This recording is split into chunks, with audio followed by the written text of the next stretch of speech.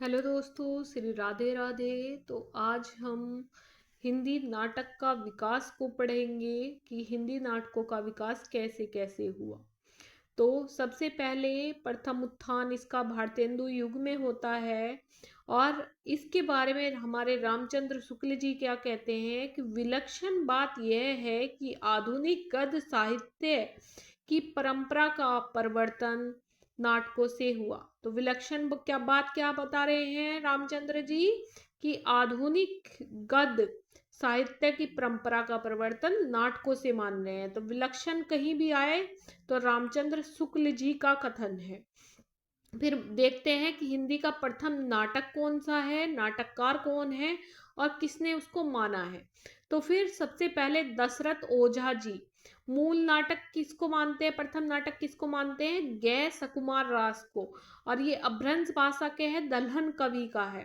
तो कैसे याद करेंगे, ट्रिक से याद करेंगे। दशरथ गए राम जी के योग में दशरथ गए, तो दशरथ किसे मानते हैं, गै सकुमार रास को।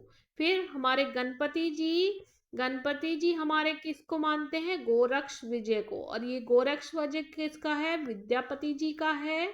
और कैसे याद करेंगे, गणपति हमारे गो की रक्षा करेंगे, गणपति हमारे गो की रक्षा करेंगे। अब थर्ड नंबर पर देखते हैं बच्चन सिंह को। बच्चन सिंह किसको मानते हैं, आनंद रघुनंदन को, जो विश्वनाथ जी सिंह जी का है। तो बच्चा तो आनंद ही लेगा, ऐसे करके याद कर लेंगे, बच्चा आनंद लेगा। फिर जो है रामचंद्र शुक्ल जी आनंद रघुनंदन को ही मानते हैं, आपको पता ही है विश्वनाथ सिंह जी का है। तो बच्चा भी आनंद रघुनंदन को, राम भी आनंद रघुनंदन को। फिर आते हैं भारतेंदु हरिश्चंद्र जी, ये मानते हैं नहुस को, जो इनके पिताजी द्वारा लिखा गया था गिरधर दास जी के द्वारा, जिन्हें जो है गोपाल चंद भी कहते हैं। तो दशरथ गै सुकुमार रास, गणपति गोरक्ष विजय, बच्चन सिंह आनंद रघुनंदन, रामचंद्र शुक्ल आनंद रघुनंदन को मानते हैं और हरिश्चंद्र नहुस को मानते हैं। आगे चलते हैं। तो भारतेंदु हरिश्चंद्र ने अपने पिता कृत नहुस को पहला नाटक, राजा लक्ष्मण सिंह कृत शकुंतला को दूसरा नाटक, और अपने लिखे नाटक को तीसरा नाटक, और जी तप्ता स्वर्ण को चौथा नाटक माना। चौथा नाटक इनका जो है, जो श्रीनिवास जी का था तप्ता स्वर्ण, उसको चौथा माना। फिर आगे चलते हैं। भारतेंदु के अनुसार नहुस की रचना विशुद्ध नाटक रीति तथा पाठ प्रवेश आदि नियम के रक्षण को ध्यान में देखकर कही। तो विशुद्ध नाटक रीति तथा पात्र प्रवेश आदि को ध्यान में रखकर नहुस की रचना की गई थी, भारतेंदु जी ऐसा कहते हैं। फिर नहुस नाटक पदबद्ध ब्रज भाषा में लिखा गया है। नहुस नाटक जो है पदबद्ध ब्रज भाषा में लिखा गया है। फिर चलते हैं खड़ी बोली में 1862 में राजा लक्ष्मण सिंह अनुदित शकुंतला नाटक सबसे पहले आता है। तो खड़ी बोली में लक्ष्मण सिंह जी का अनुदित नाटक शकुंतला नाटक आता है। फिर चलते हैं आगे। हिंदी भाषा के अन्य नाटककार और जो नाटककार एवं नाटक हैं वो देख लेते हैं। प्राणचंद चौहान जी का रामायण महानाटक है। अब कैसे याद करेंगे, ये ब्रजभाषा के नाटक है। रामायण महानाटक बनाने के लिए हमारे प्राणों अपने प्राण तक का हमें जो है जोर लगाना पड़ेगा, जब जाकर रामायण महानाटक लिखा जाएगा। फिर रघुनाथ राय जी का सभा सार है। अगर सभा को कोई सार निकालना हो तो रघु की राय लेनी पड़ेगी। फिर है इंद्र सभा नाटक। इंद्र की सभा में अमानत रहती है, बहुत सारी अमानत इंद्र की सभा में रहती है। ये सब याद करने के लिए जैसे हम इससे याद कर सकते हैं बस। प्राणचंद चौहान का रामायण महानाटक, रघु राय का जो है सभासार, अमानत जी का इंद्र सभा। आगे चलते हैं।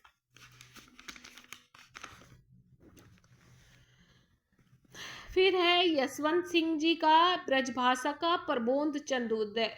प्रबोध हमें बोध कैसे होगा, अगर हमें यश होगा तो हमें बोध हो जाएगा। गुरु गोविंद सिंह जी का चंडी चरित, ये भी ब्रजभाषा का है। बनारसी दास का समय सार नाटक, बनारसी साड़ियों का इस समय में बड़ा चलन चल रहा है, समय सार हो गया है उनका। कृष्ण जीवन लच्छीराम जी का करुणा भरी पड़ी है कृष्ण के जीवन में, ऐसे करके कुछ याद कर सकते हैं। नेवाज, शकुंतला नीबाज आ रही, शकुंतला नेवाज जारी है। फिर है गणेश कवि का है प्रदुमन विजय।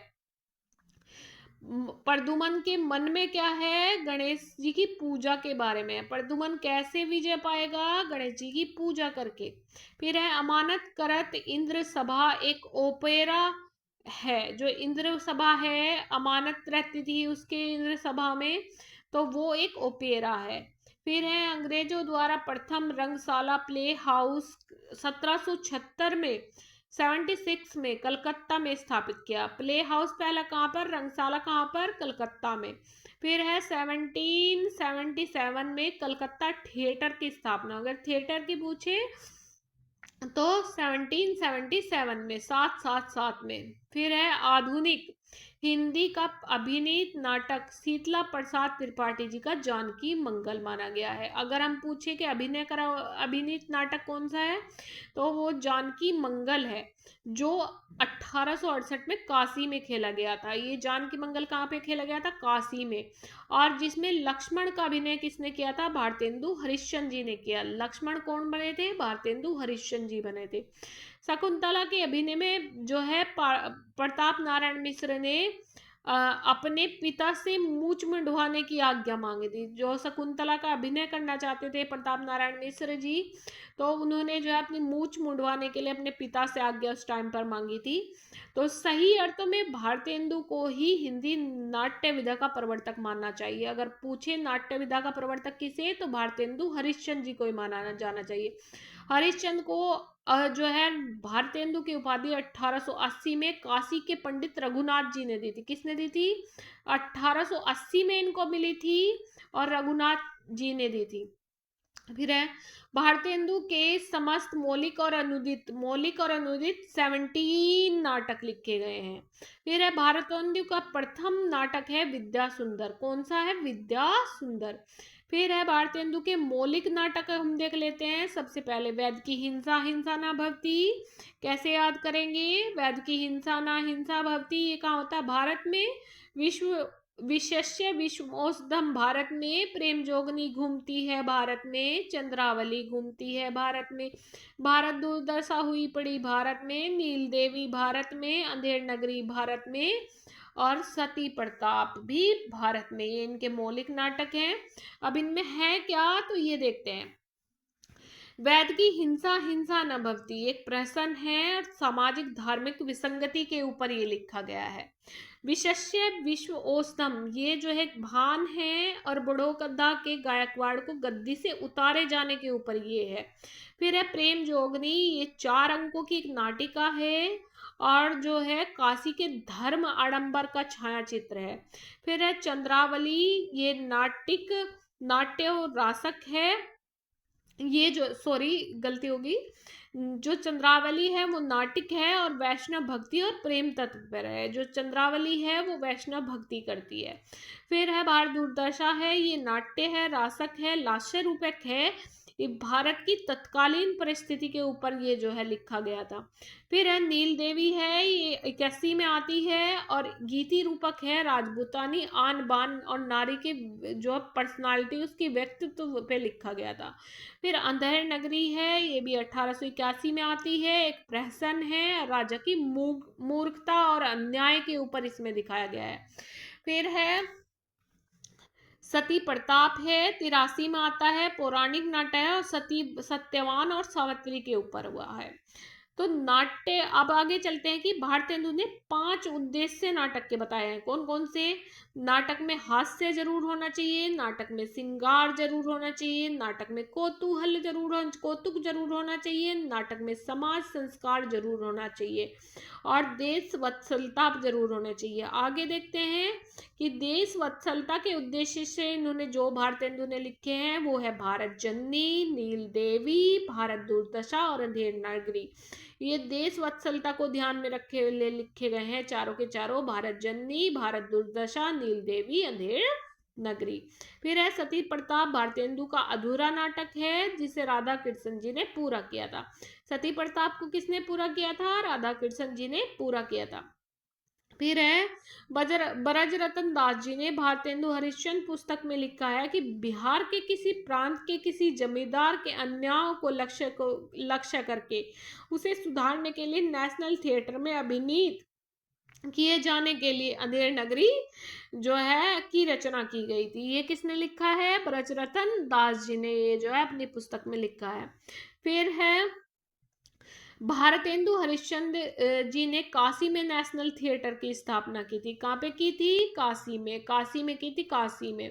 फिर है काशी नाथ खत्री का नाटक बाल विधवा संताप भारतेंदु के घर पर खेला गया था। जो काशीनाथ खत्री जी का था बाल विधवा संताप भारतेंदु जी के घर पर खेला गया था। फिर है प्रेम जोगनी नाटक का पूर्व नाम काशी के छायाचित्र या दो भले बुरे फोटोग्राफ था। काशी के छायाचित्र था या दो भले बुरे फोटोग्राफ था, जो इसी नाम से हरिश्चंद्र चंद्रिका पत्रिका में प्रकाशित हुआ था। जो इसी नाम से इसमें जो है प्रकाशित हुआ हरिश्चंद्र चंद्रिका में। फिर इनकी 3 जो है पत्रिकाएं आती हैं। सबसे पहले इनकी कवि वचन सुधा आती है जो 1868 में आती है। फिर हरिश्चंद्र मैगजीन आती है जो 1873 में आती है और एक मासिक पत्रिका होती है। फिर है बाला बोधनी। बाला बोधनी जो है 73 के बाद 74 में आती है, यानी पहले 73 में आई थी हरिश्चंद्र मैगजीन, ये 74 में इसके जस्ट एक साल बाद। और ये जो बाला बोधिनी थी ये जो महिलाओं के ऊपर थी, स्त्रियों के ऊपर थी, लेडीज के ऊपर थी।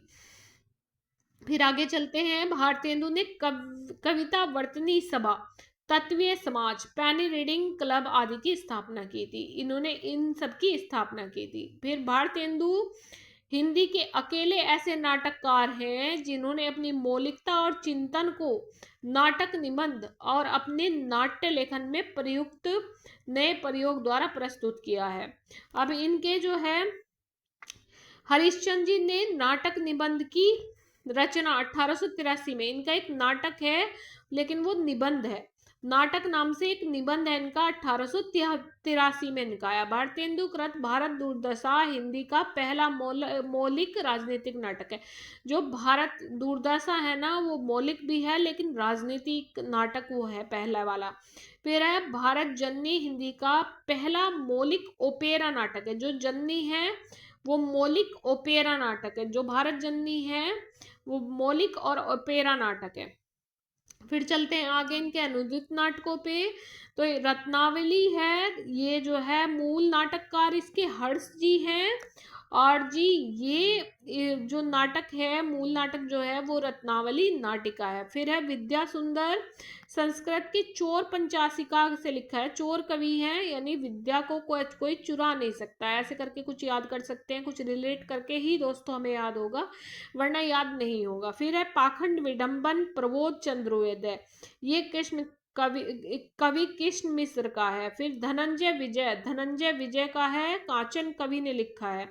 फिर है मुद्रा राक्षस जो है इसका मूल नाटक है, विशाखा दत्त जी का है। फिर है दुर्लभ बंधु, ये इंपॉर्टेंट है। मर्चेंट ऑफ वेनिस ये जो है अंग्रेजी का नाटक है और विलियम शेक्सपियर द्वारा ये लिखा गया है। आगे चलते हैं। फिर है कपूर मंजरी ये मूल नाटक है और राजशेखर द्वारा लिखा गया है जिसका इन्होंने अनुवाद किया था। फिर सत्य हरिश्चंद्र है, चंड कौशिक मूल नाटक है और क्षमेंद्र जी द्वारा लिखा गया था। भारत जननी है और ये पहले जो है मूल नाटक भारत माता था, बंगला भाषा का था। फिर देखें इन्होंने कौन कौन से नाटकों में अभिनय किया है हमारे भारतेंदु जी। जानकी मंगल में आपको पता है लक्ष्मण बने थे, नील देवी में पागल बने थे और सत्य हरिश्चंद्र में स्वयं हरिश्चंद्र की भूमिका में थे। फिर है ब्रजरतन दास एवं राधा कृष्ण के अनुसार भारतेंदु द्वारा प्रवास नाटक उनका पहला नाटक है। जो ब्रजरतन जी हैं, जो राधा कृष्ण दास जी हैं, वो भारतेंदु का पहला नाटक किसको मानते हैं? प्रवास को मानते हैं। फिर है भारतेंदु हरिश्चंद्र जी के अनुदित नाटकों के विषय क्या है हमारे? हमको पता है इनका अनुदित नाटक रत्नावली है, विद्या सुंदर है, पाखंड विटंबन है, धनंजय विजय है, मुद्रा राक्षस है, दुर्लभ बंधु है, कपूर मंजरी है, सत्य हरिश्चंद्र है, भारत जननी है। अब एक नजर में हम देखेंगे कि इसमें क्या क्या है। हमारी रत्नावली ये अपूर्ण है। विद्या सुंदर में प्रेम विवाह है दोस्तों। पाखंड विटंबन में जो है वैष्णव पंथ और पाखंड को दिखाया गया है। धनंजय विजय में जब पांडवों को अज्ञातवास हो गया था तो उसको दिखाया गया था। मुद्रा राक्षस में जो है चाणक्य की कूटनीति को दिखाया गया है। और दुर्लभ बंधु में जो है शेक्सपियर की प्रसिद्ध नाटक कथा का भारतीयकरण इसमें दुर्लभ बंधु में किया गया है। कपूर मंजरी में राजा राजकुमार चंद्रपाल और कुंतल देश के विदर्भ के राजा कन्या के साथ उनका विचित्र विवाह को इसमें दिखाया गया है। फिर सत्य हरिश्चंद्र में जो है सत्य के आदर्श को प्रस्तुत किया गया है। और भारत जननी में जो है कलह, ईर्ष्या, द्वेष, भारत की दुर्दशा पर जो आंसू बह गए उसको दिखाया गया है। तो हमने भारतेंदु के सभी नाटकों को पूरा कर लिया है। आगे चलते हैं। भारतेंदु युग के कृष्ण जी पे आधारित, हमारे कृष्णा जी पे आधारित कौन कौन से नाटक हैं? भारतेंदु हरिश्चंद्र जी का चंद्रावली। चंद्रावली नाटक 1876 में आया, 1876 में आया। ये कृष्ण जी पे आधारित है, कृष्ण जी के चरित्र पे आधारित है। फिर अंबिका दत्त व्यास जी का ललिता। ललिता 1884। कैसे याद करेंगे? ललिता भी अम्बे माँ को पूजती है। ललिता किसको पूजती है? अम्बे माँ को। फिर है महारास, हरिहर दुबे जी का है, कृष्ण पर है। महारास हरिहर दुबे जी का है। फिर है महारास और कल्पवृक्ष। कैसे याद करेंगे? महारास हुआ और कल्पवृक्ष जो है खड़े खड़े गिर पड़े, खड़े खड़े गिर पड़े। तो ये भी जो है कृष्ण पर आधारित है। फिर सूर्य नारायण सिंह का है श्याम अनुराग। कैसे याद करेंगे?